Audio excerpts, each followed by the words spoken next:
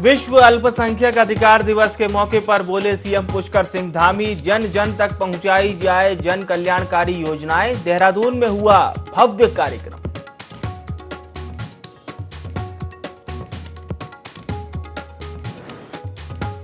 BJP प्रदेश अध्यक्ष महेंद्र भट्ट की अध्यक्षता में हुई कार्यकारिणी की महत्वपूर्ण बैठक में कई प्रस्ताव पारित। अटल बिहारी वाजपेयी की जयंती पर सभी बूथों पर कार्यकर्ता सुनेंगे प्रधानमंत्री मोदी की मन की बात।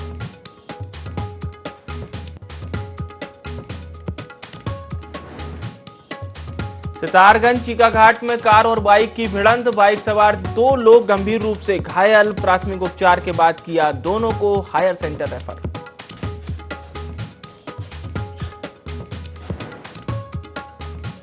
लक्सर में विवाहिता की संदिग्ध हालत में हुई मौत, मृतका के परिजनों ने लगाया पति पर पहले से शादीशुदा होने का आरोप। परिजनों ने जताई हत्या की आशंका।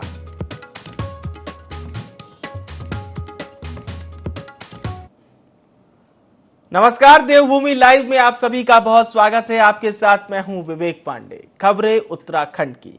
देहरादून में विश्व अल्पसंख्यक अधिकार दिवस पर कार्यक्रम का आयोजन किया गया, जिसमें मुख्यमंत्री पुष्कर सिंह धामी शामिल होने पहुंचे। इस दौरान उन्होंने कार्यक्रम स्थल पर लगे तमाम स्टॉल्स का निरीक्षण किया। बता दें, हर साल 18 दिसंबर को विश्व अल्पसंख्यक अधिकार दिवस के रूप में मनाया जाता है। कार्यक्रम में कैबिनेट मंत्री गणेश जोशी सहित अल्पसंख्यक आयोग के अध्यक्ष भी मौजूद रहे।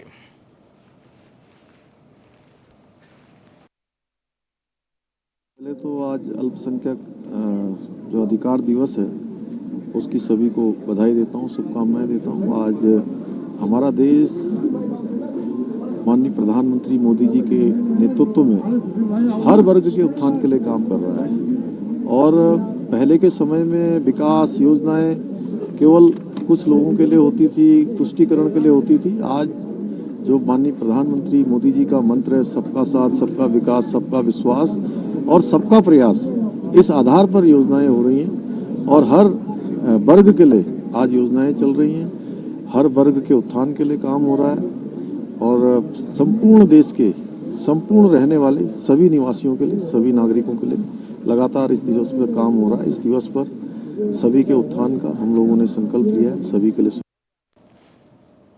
और चलिए अब रुख करते हैं बड़ी खबर का, जो कि देहरादून से मिल रही है। कांग्रेस में एक और रार देखने को मिली है। कांग्रेस भवन में लगा एक बैनर अब चर्चा का विषय बन गया है।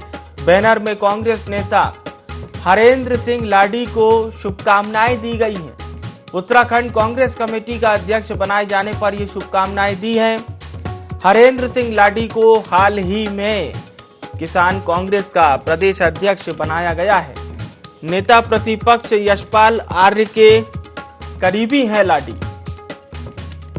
तो ये पोस्टर चर्चा का विषय बना हुआ है और नेता प्रतिपक्ष के ये करीबी बताए जाते हैं लाडी, जिन्हें हाल ही में किसान मोर्चा का अध्यक्ष चुना गया। लेकिन ये जो पोस्टर है जिसमें उत्तराखंड कांग्रेस कमेटी का अध्यक्ष बनाए जाने पर शुभकामनाएं दी है, जो कि चर्चा का विषय बना हुआ है। लोग चर्चा कर रहे हैं इस पोस्टर पर। हमारे साथ इस खबर पर आकाश जुड़ चुके हैं। आकाश, गुटबाजी की अलग अलग तस्वीरें हम तमाम प्रदेशों में देख सकते हैं, दोनों पार्टियों में होती है, चाहे वो बीजेपी हो, कांग्रेस हो। बहरहाल इस पोस्टर को लेकर क्या कुछ प्रतिक्रियाएं अभी तक सामने आ रही हैं? देखिए, जिस तरीके से अगर हम बात करें तो ये पोस्टर आज सुबह से ही चर्चा का विषय कांग्रेस भवन में बना हुआ था, क्योंकि इस समय उत्तराखंड कांग्रेस की जो कमान है अध्यक्ष तौर पे जो करण मेहरा है प्रदेश अध्यक्ष, उनको दी गई है। लेकिन इस तरीके से हरेंद्र सिंह लाडी को हाल ही में कांग्रेस ने प्रदेश अध्यक्ष बनाया किसान मोर्चे का। लेकिन काफी उत्साही कार्यकर्ताओं ने जिस तरीके से उनके होर्डिंग और पोस्टर्स कांग्रेस भवन में लगाए थे, उसमें सीधे तौर पर किसान मोर्चे का नाम जिक्र करके प्रदेश कांग्रेस कमेटी के अध्यक्ष के तौर पर जो है उन्हें बधाई और शुभकामनाएं दी गई। जिसके बाद चर्चा ये बनी कि आखिरकार क्या वाकई ही प्रदेश अध्यक्ष को जो है कांग्रेस आलाकमान ने बदल दिया है, या फिर ये त्रुटि जो हुई है आखिरकार इस पे नजर क्यों नहीं गई। और यही वजह है कि कांग्रेस में अक्सर ये गुटबाजियों का जो दौर है वो लगातार देखने को मिलता है। हाल ही में हमने देखा था कि पूर्व नेता प्रतिपक्ष, पूर्व प्रदेश अध्यक्ष प्रीतम सिंह के जन्मदिन के पोस्टर को लेकर भी एक तरीके से चर्चा जोरों पर थी, क्योंकि उसमें ना ही हरीश रावत की फोटो थी, ना ही प्रदेश अध्यक्ष करण मेहरा की, ना ही यशपाल आर्य की। और उस समय भी ये पोस्टर जो है चर्चा का विषय बना था। और आज भी जिस तरीके से प्रदेश अध्यक्ष के तौर पर हरेंद्र सिंह लाडी को दिखाया गया, वो भी कहीं ना कहीं चर्चाओं का विषय बना था। पार्टी की तरफ से ये बयान दिया गया है कि एक तरीके से जो त्रुटि है वो कहीं ना कहीं प्रिंटिंग प्रेस के जरिए हुई है। वो किसान मोर्चा लिखने भूल गए थे और ऐसे में उन्हें प्रदेश अध्यक्ष के तौर पर जो है जिम्मेदारी दी गई है। लेकिन सवाल ये भी उठता है कि आखिरकार अगर त्रुटि हुई तो क्यों किसी की नजर नहीं गई? अगर जब पोस्टर लगाया जा रहा था, होर्डिंग लगाया गया, तो उस समय भी कहीं ना कहीं देखा जाना चाहिए था। लेकिन वो ना देख करके एक तरीके से दिखाया गया, तो कहीं ना कहीं कह सकते हैं कि कांग्रेस के अंदर की जो गुटबाजी है वो एक तरीके से देखने को मिलती है। और ये वजह है कि जहाँ बीजेपी इस पूरे जो मामला है उसको लेकर चुटकी ले रही है, तो वहीं कांग्रेस एक तरीके से अपने पार्टी के बचाव में उतर कर कहीं ना कहीं जो प्रिंटिंग प्रेस है उसकी एक तरह से त्रुटि बता रही है। बिल्कुल बिल्कुल। ये तो खैर आने वाले समय में ही आकाश पता चल पाएगा कि ये टाइपो एरर है या कुछ और। बहुत बहुत धन्यवाद विस्तार से हमारे दर्शकों तक जानकारी पहुंचाने के लिए।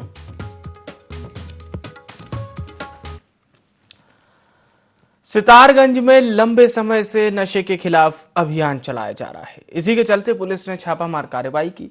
पुलिस ने गुरु नानक नगरी गोठा के जंगलों में चल रही अवैध शराब भट्टियों पर कार्रवाई की। इस दौरान पुलिस ने 7,000 लीटर शराब को नष्ट किया। हालांकि आरोपियों को मौके से फरार होने में सफलता हाथ लगी। फिलहाल उन सभी आरोपियों की तलाश में पुलिस जुटी हुई है।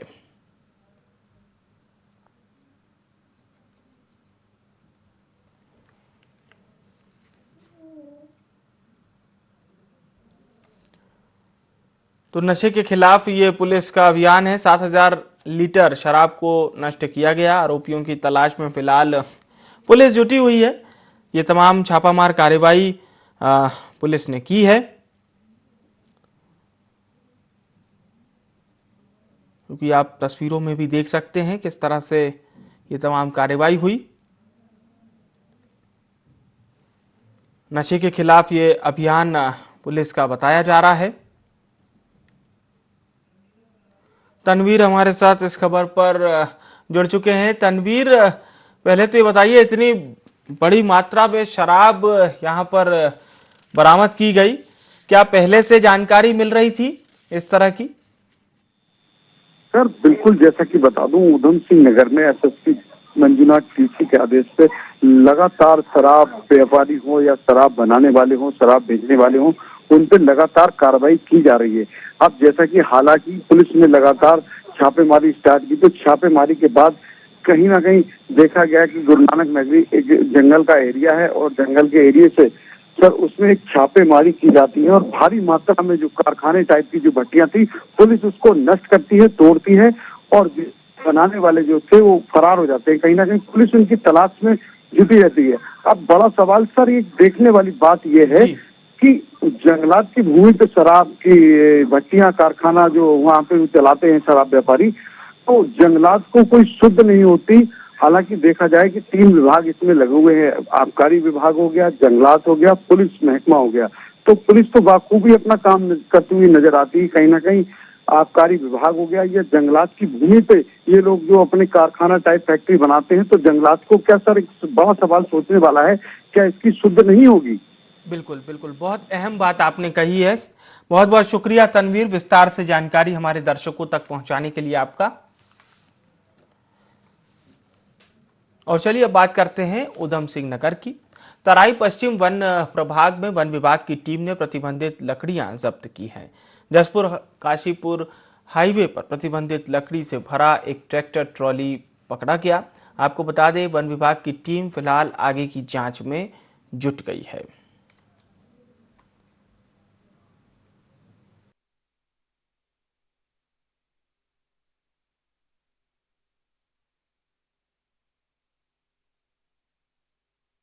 अवैध पातन के विरुद्ध चलाए गए अभियान में हमारा स्टाफ गश्त पर था। सूचना मिली थी कि कोई जो है ट्रैक्टर ट्रॉली जो है बिना अनुमति पत्रों के जो है आ रही है हाईवे से। तो हम लोग अपने गश्त के दौरान गए वहाँ पर, जो है हाईवे से जो है काशीपुर जसपुर हाईवे से एक ट्रैक्टर जो है सेमल प्रकाश से लदा हुआ पाया गया। इसको रोककर हमने पूछा कि क्या प्रपत्र दिया, तो कोई प्रपत्र मौके पर नहीं मिले, जिसको ला करके रेंज ऑफिस में खड़ा कर दिया गया है। आगे की कार्रवाई जो है जाँच जारी है कि कहाँ से लिखा है। इसमें सेमल प्रकाश जो है हमारे उत्तराखंड में प्रतिबंधित है। चमोली के कर्णप्रयाग में पुरानी पेंशन योजना बहाली की मांग को लेकर राष्ट्रीय पुरानी पेंशन बहाली संयुक्त मोर्चा ने हुंकार रैली निकाली। इस मौके पर रैली में गढ़वाल और कुमाऊं मंडल के कर्मचारियों ने हिस्सा लिया। इस दौरान आयोजित सभा में मोर्चा के राष्ट्रीय अध्यक्ष वीपी सिंह रावत ने कहा कि आने वाला समय केंद्र सरकार के लिए निर्णायक है। कई राज्यों में पुरानी पेंशन बहाल हो चुकी है। उत्तराखंड में कर्मचारी लंबे समय से पुरानी पेंशन बहाली के लिए आंदोलन कर रहे हैं। धामी सरकार कर्मचारी हित में शीघ्र पुरानी पेंशन बहाल करे।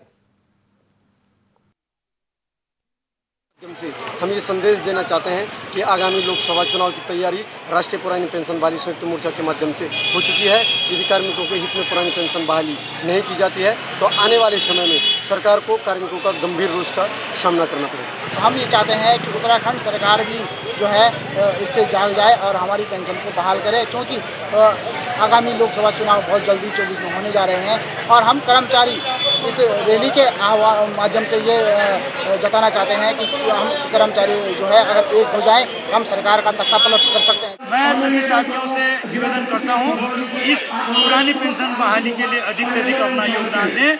हम सरकार से कहना चाहते हैं कि हमारे सारे कर्मचारी पुरानी पेंशन योजना को चाह रहे हैं तो आप उनको एनपीएस क्यों देना चाहते हैं? और एनपीएस जो ये योजना है ये शेयर बाजार पर आधारित है।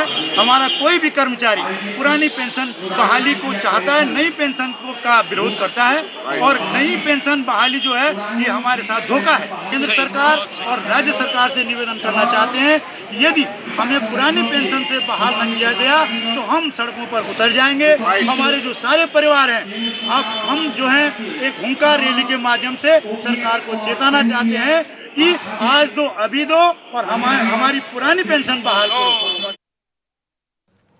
देहरादून बीजेपी कार्यालय में संगठन की महत्वपूर्ण बैठक आयोजित की गई। इस बैठक में मंडल और शक्ति केंद्रों को मजबूत करने पर चर्चा हुई। साथ ही अटल बिहारी वाजपेयी की जयंती पर आयोजित होने वाले कार्यक्रमों को लेकर चर्चा की गई। इस बैठक में बीजेपी प्रदेश अध्यक्ष महेंद्र भट्ट और प्रदेश महामंत्री संगठन अजय कुमार सहित बड़ी संख्या में बीजेपी के नेता और कार्यकर्ता मौजूद रहे।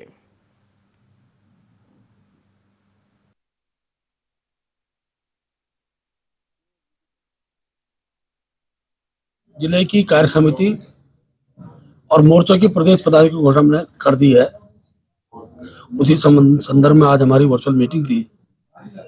इसके दो बड़े विषय थे। पहला विषय तो मंडलों का गठन होना है। उस दृष्टि से हम प्रदेश के एक वरिष्ठ पदाधिकारी कार्यकर्ता को और जो हमारे जिले के अध्यक्ष हैं, जिले के प्रभारी हैं, वो सभी मंडलों में प्रवास करेंगे और 30 तारीख तक ये प्रवास हर मंडल में हो जाए और मंडल से भी 3-3 नाम का पैनल ये जिला अध्यक्ष को प्राप्त हो जाए। इसके बाद की भविष्य में हम अधिकतम, हमारा मत है कि हम जनवरी 15 तक हम अपने मंडल की भी अध्यक्ष घोषणा कर दें। लक्सर रेलवे जंक्शन पर बाईपास रेल मार्ग की रेलगाड़ियां नहीं रुकने से यात्रियों को परेशानी का सामना करना पड़ रहा है। इसको लेकर व्यापार मंडल के प्रदेश अध्यक्ष संजीव चौधरी ने रेलवे विभाग को चेतावनी दी है। उन्होंने कहा कि बाईपास रेल मार्ग की ट्रेनें जल्द नहीं रोकी गई तो आंदोलन किया जाएगा। उन्होंने कहा कि इस संबंध में सीएम पुष्कर सिंह धामी और पूर्व कैबिनेट मंत्री यतीश्वरानंद सहित रेल मंत्री को पत्र देकर अवगत करा दिया गया है, लेकिन अभी तक कोई कार्रवाई नहीं हुई।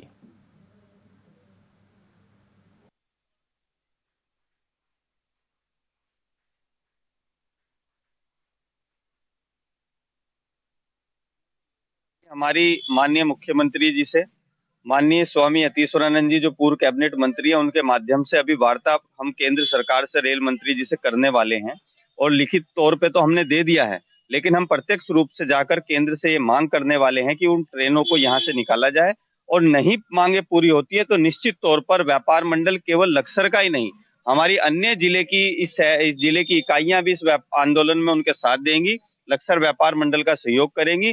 शासन को अब चेतना होगा, जागना होगा कि जो जाने गई हैं या जो दुर्घटना हुई है उनका तो पाप उनको लगने ही वाला है, लेकिन आगे ऐसा ना हो इसके लिए यदि वो नहीं चेते तो निश्चित तौर पर आंदोलन।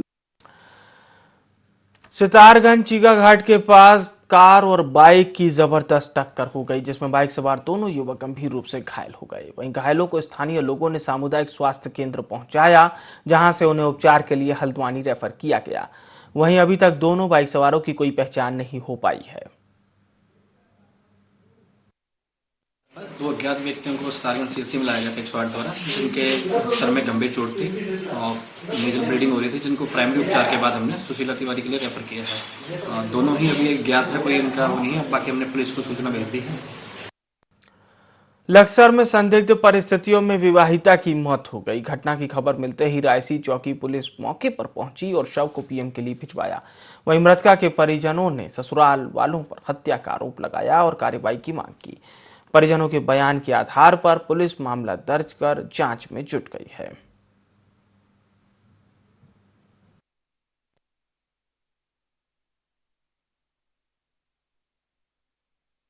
पहले कोर्ट मैरिज भी करेक्ट किया इन्होंने कानून कार्य, तो अब तो पोस्टमार्टम की रिपोर्ट पर पता लग जाएगा जो कुछ भी हुआ। अभी आज सुबह हमें 112 के माध्यम से सूचना प्राप्त हुई थी, जो रायसी चौकी क्षेत्र अंतर्गत है, जो गांव है, उसमें हमें सूचना प्राप्त हुई थी कि एक विवाहित महिला जो है उनकी मृत्यु इस प्रकार से कारित हुई है। सभी तथ्य हमने अभी दिखवा लिए हैं और शव को पोस्टमार्टम के लिए हमने भिजवा दिया है और आगे की जो कानूनी कार्रवाई है वो आगे की जाए। हरिद्वार के रोड़ी बेलवाला से अपहरण किए गए 6 साल के बच्चे को पुलिस ने 9 दिन बाद बरामद कर लिया। अपहरणकर्ता बच्चे को देवबंद के एक मंदिर के बाहर आरोपी छोड़कर फरार हो गए थे।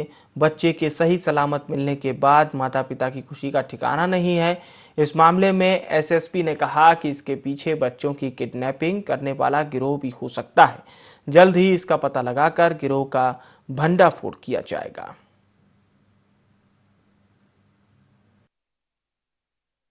मेरा बेटा मिल गया, मैं बहुत खुश हूँ। मैं उनको बहुत बहुत धन्यवाद कहना चाहती हूँ। शाम को जो है एक 6 वर्षीय नाबालिग बच्चा था जो रोड़ी बेलवाला से जो है गायब हुआ था। तो प्राथमिक रूप से इसकी जानकारी अन्य लोगों से मिली थी। परिजनों द्वारा इसकी जानकारी थाने चौकी पर नहीं दी गई थी। 10 तारीख को ये जानकारी आने के बाद परिजनों की तलाश की गई। तो इसके बाद 11 तारीख को इसमें चूंकि परिजन इसमें एप्लीकेशन नहीं मिल पाई थी उनसे, तब भी हमारी पुलिस टीम इसमें तत्काल कार्रवाई में लग गई थी। विभिन्न प्रांतों में तक जाकर हमने ऐसे बच्चे के हुलिये को लेकर या ऐसे जो गैंग सक्रिय रहते हैं उन सबको हमने खंगाला वहां पर, और कुछ संदिग्ध गाड़ियों के हिसाब से भी हमने इसमें फॉलोअप किया। उनके द्वारा बच्चे को देवबंद में छोड़ा गया था, जिसकी सूचना प्राप्त होने पर पुलिस टीम चूंकि वहीं पर लोकेशन के हिसाब से लगी हुई थी, तो बच्चे को बरामद कर लिया गया है। वो सकुशल है। उससे काफी सारी जानकारी, चूंकि बच्चा छोटा है, अभी थोड़ा सहमा हुआ है, तो उनके पेरेंट्स से चूंकि आ चुके हैं, उनको हैंडओवर किया जा रहा है। तो उसके बाद जब वो नॉर्मल हो जाता है, मुझे लगता है, तो उससे काफी सारी जानकारी हमें मिल सकती है। हरिद्वार में अब चीता पुलिस नजर आने वाली है। एसएसपी अजय सिंह ने 64 चीता पुलिसकर्मियों को मंगलौर कोतवाली में किट वितरित की और हरी झंडी दिखाकर रवाना किया। स्मार्ट पुलिसिंग के तहत चीता पुलिसकर्मियों को हाईटेक सुविधा मिलेगी। एसएसपी ने बताया कि चीता पुलिसकर्मी हर समय आमजन की समस्याओं के प्रति सतर्क रहते हैं, छोटी बड़ी सूचनाओं पर तत्काल कार्रवाई को अंजाम देते हैं।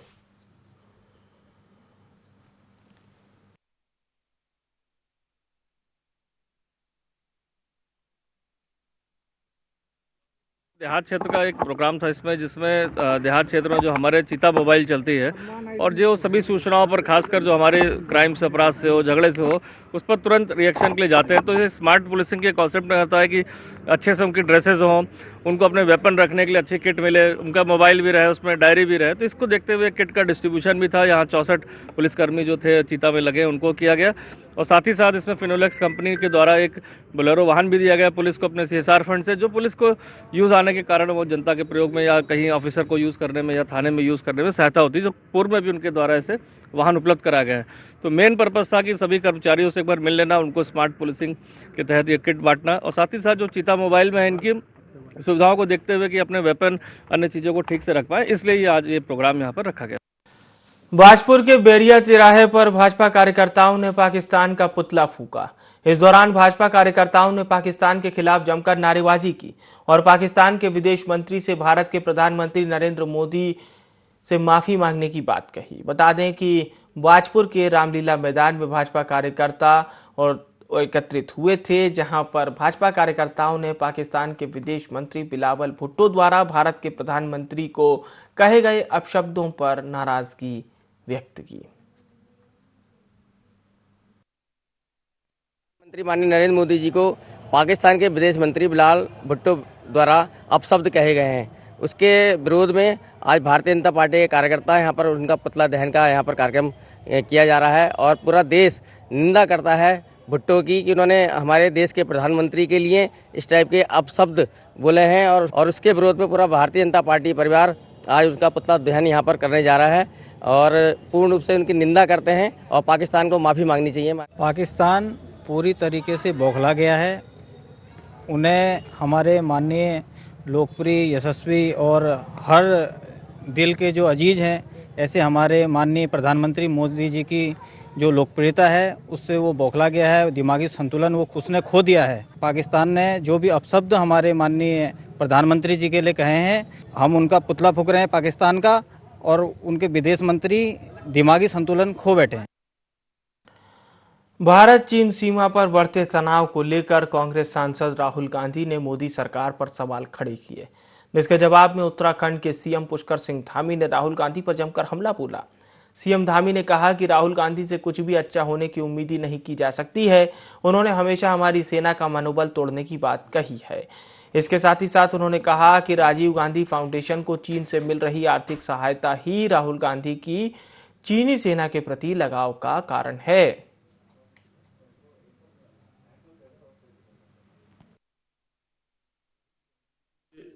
और कोई अच्छी अपेक्षा नहीं की जा सकती है देश को कि वो सेना का मनोबल बढ़ाएंगे, क्योंकि वो हमेशा सेना का मनोबल तोड़ने का काम करते हैं। और पिछले दिनों भी जब चीनी सेना से भारतीय सेना सीमाओं पर संघर्ष कर रही थी, उस समय भी वो चीन के अधिकारियों से मुलाकात कर रहे थे। शायद इसके पीछे यह फैक्ट है कि उनके पिताजी के नाम से बना हुआ जो राजीव गांधी फाउंडेशन है, उस राजीव गांधी फाउंडेशन को चीन की सरकार की तरफ से बहुत बड़ी आर्थिक मदद मिली है। शायद यही कारण होगा कि वो भारत की सेना का मनोबल तोड़कर चीन की सेना का मनोबल बढ़ाने का काम कर रहे हैं। पाकिस्तान के विदेश मंत्री बिलावल भुट्टो ने प्रधानमंत्री नरेंद्र मोदी के खिलाफ अभद्र टिप्पणी की है, जिसे लेकर मुख्यमंत्री पुष्कर सिंह धामी ने भी तीखी प्रतिक्रिया दी है। सीएम धामी ने कहा कि भारत की विदेश नीति की विश्व स्तर पर तारीफ हो रही है। प्रधानमंत्री नरेंद्र मोदी देश ही नहीं बल्कि विश्व के लोकप्रिय नेता हैं। भुट्टो को अपने देश की चिंता करनी चाहिए।